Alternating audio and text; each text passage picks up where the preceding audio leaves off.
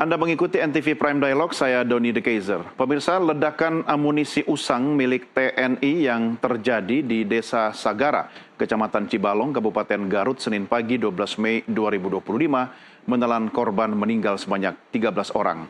4 diantaranya anggota TNI dan 9 lainnya masyarakat sipil. Pihak TNI yang bertugas sempat mengamankan lokasi, namun informasi belum jelas mengapa penjagaan bisa dilalui warga sipil untuk mendekat ke lokasi. Dan ada warga sipil yang penasaran, ada juga yang bermaksud mengumpulkan serpian logam sisa ledakan yang biasa dijual sebagai besi tua. Tidak hanya korban tewas, terdapat juga beberapa korban lain mengalami luka berat akibat peristiwa ini. Kami terhubung dengan keluarga dari korban almarhum Dadang Iis, yaitu Uus Sutiana, yang terhubung bersama kami melalui sambungan Zoom. Juga ada Guru Besar Ilmu Politik dan Keamanan Universitas Padjadjaran, Profesor Muradi. Selamat bergabung, Kang Uus. Apa kabar? Alhamdulillah baik, Pak. Ya, terima kasih bersama kami. Dan juga ada Prof. Muradi. Selamat sore, Prof. Mas. Baik. Sehat selalu, Mas Doni.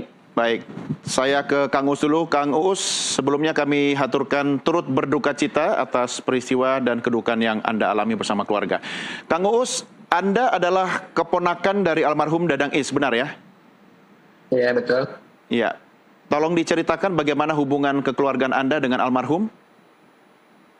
Hubungan kekeluargaan sangat baik. Kebetulan kita di sini satu kampung dan rumahnya juga berdekatan. Kami juga kemarin waktu mendapat kabar beliau meninggal itu sangat kehilangan dan tidak menyangka sama sekali akan terjadi hal seperti ini. Iya. Kalau almarhum sendiri sehari-hari aktivitas utamanya apa ini, Kang Uus?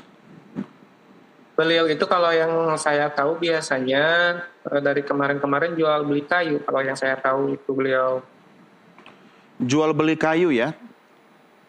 Nah, kemudian tiba-tiba almarhum berada di lokasi peledakan amunisi itu, gimana ceritanya, Kang?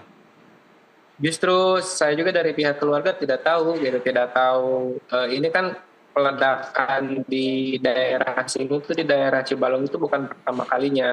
Ya. Itu sangat sering, hampir tiap tahun ada pemusnahan milisil yang sudah kadaluarsa. Dan saya juga dari tahun-tahun sebelumnya nggak pernah dengar keluarga saya suka ikut atau apa.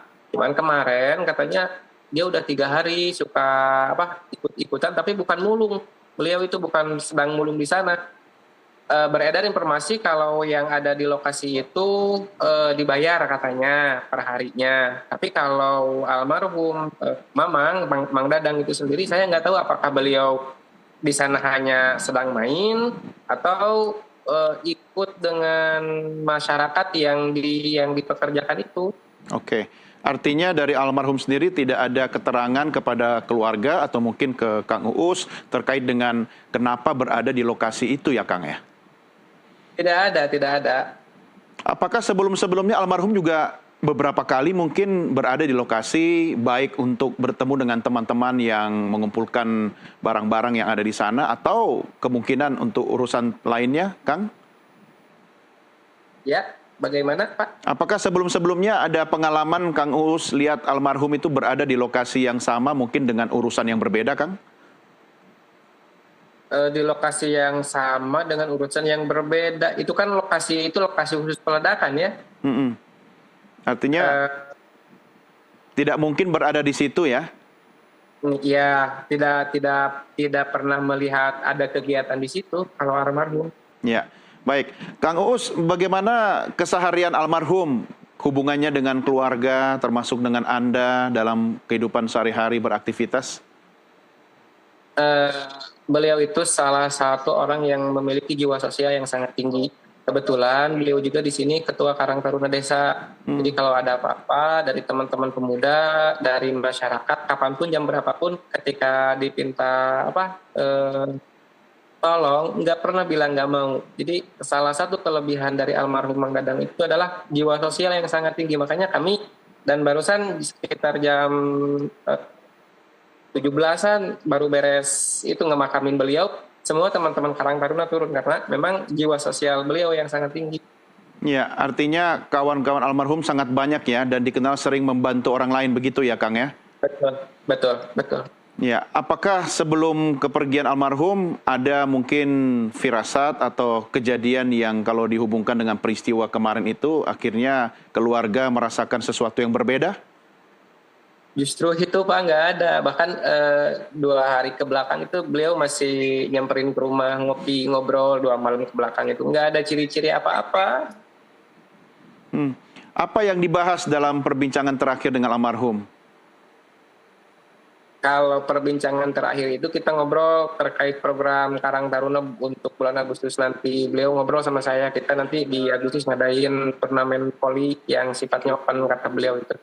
Ya Oke. kata saya tuh nanti saya susun lah kata saya. Jadi Kang Uus juga anggota Karang Taruna yang dibina oleh almarhum begitu ya? Iya, betul betul. Artinya dalam kegiatan Karang Taruna hampir setiap hari pasti berinteraksi dengan almarhum begitu Kang? Ya, iya betul. Ya, baik Kang Uus. Saya ke Prof. Muradi dulu. Prof. Muradi, apa tanggapan dan respon Anda terkait dengan peristiwa peledakan yang memakan korban jiwa ini, Prof? Iya, tadi ada dua hal ya. Yang pertama bicara soal SOP, yang kedua soal interaksi antara apa namanya aparat TNI dengan warga. Ini kan kalau tadi penjelasan Kang U sebenarnya itu kan bukan murni milik dari atau dikelola oleh teman-teman TNI, tapi itu kan BKSDA. Jadi ada pengolahan lain, mungkin bisa jadi almarhum Kang Us mungkin sedang mencari kayu dan sebagainya karena itu kan balai area BKSDA. Nah, yang kedua yang saya khawatir sebenarnya memang teman-teman yang almarhum yang meninggal itu juga masih dipekerjakan oleh teman-teman TNI untuk membantu membersihkan dan sebagainya, termasuk misalnya yang ada yang mulung juga. Nah, ini kan agak unik sebenarnya karena memang secara SOP nggak boleh. Kalau kita bicara soal pemusnahan disposal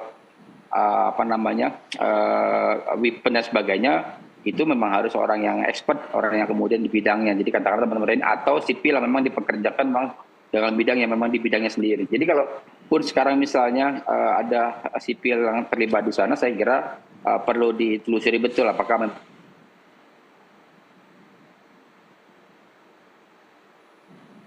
Ya, baik. Saya masih berusaha untuk menghubungi Prof. Muradi, pakar atau guru besar ilmu politik dan keamanan dari Universitas Pajajaran. Hubungan kami melalui sambungan Zoom saat ini mengalami kendala. Saya kembali ke Kang Uus Sutiana. Kang Uus, terkait dengan perbincangan terakhir dengan almarhum, ada rencana untuk menyelenggarakan kegiatan itu harusnya kapan rencananya diadakan itu? Rencananya buat itu kan rutin biasanya setahun sekali diadakan di bulan Agustus. Ya. Kalau untuk acara Karang Taruna. Cuman beliau bilang sama saya, kalau untuk Agustus ini kita coba biarin lah di open, jangan teman-teman lokal doang yang digunain gitu. Oke, berarti nanti biar yang ikut serta bisa lebih besar dan lebih banyak lagi ya, begitu ya Kang ya? Betul, betul. Ya, Kang, ini bukan bermaksud untuk kemudian membuka luka yang belum sembuh, tapi bagaimana kondisi Kang Uus dan keluarga besar setelah almarhum kemudian dimakamkan? Apakah sudah sempat ngobrol-ngobrol lagi mengenang almarhum? Sampai saat ini kita masih, istrinya terutama ya, beliau masih ketika tadi mau dimakamin pingsan beberapa kali. Kalau anaknya yang bungsu si Delepi itu beliau masih kuat ngedampingi bareng sama saya dari kemarin di rumah sakit sampai barusan ikut masuk juga ke liang lahat. Kita nggak bisa ngobrol lebih jauh kalau nggak bisa ngebahas dulu almarhum di rumah. Iya, tapi yang mendampingi keluarga banyak ya? Ada keluarga besar lain atau dari mana? Banyak ada dari keluarga besar ada semua, terusan dari tetangga-tetangga yang dekat juga terus ngedamping, ada banyak di sini. Ya, Kang Uus, ini saya dengar kabar bahwa sebelum almarhum meninggal sempat mengirimkan pesan melalui komunikasi WhatsApp ya, kirim foto, kemudian ada pesan awas nggak beleduk gitu ya. Bisa diceritain soal pesan itu? Pesan itu dikirim beberapa menit sebelum ledakan yang pertama ya. Itu kan ledakannya saya juga nggak tahu Cuman tadi ngobrol sama teman-teman, ledakan hari ini itu cuman hari kemarin itu cuman ada 2 ledakan hari kemarin itu.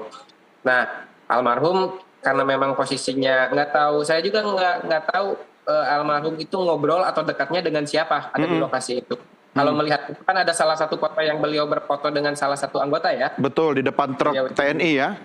betul, iya betul yang di depan truk TNI itu.